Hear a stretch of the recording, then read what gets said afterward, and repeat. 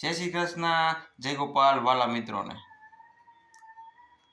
એક મિત્રએ એના મિત્રને કીધું કે થોડાક સમયમાં મારે આ લક્ષ્ય પહોંચવાનું છે। તો એના મિત્રએ કીધું, લક્ષ્ય મોટું હતું। એના મિત્રએ કીધું, તો તું કેવી રીતે પહોંચીશ?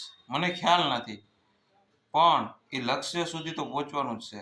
સવાર બપોર સાંજ એના જ વિચાર આવે છે કે લક્ષ્ય સુધી પહોંચવાનું છે।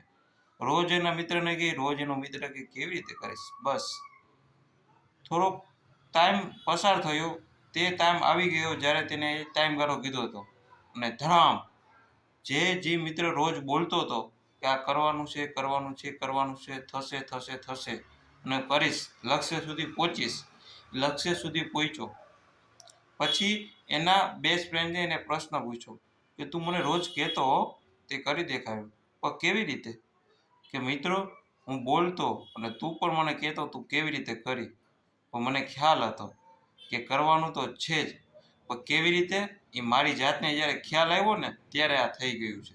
કહેવાનો મતલબ, લક્ષ્ય સુધી પહોંચવું હોય ને પહેલાં લક્ષ્યને ધારણ કરી લ્યો, રોજ એનું રટણ કરો, એક દિવસ તમે ત્યાં પહોંચી જશો। અને જ્યારે રટણ કરતા હશો ને, એના જે રસ્તા છે ને એ તમારા મગજમાં જ ઓટોમેટિક ખુલતા રહેશે, કારણ કે તમે વિચારો છો। જો વિચાર હશે ને તો પહોંચશો। જય શ્રી કૃષ્ણ, જય ગોપાલ।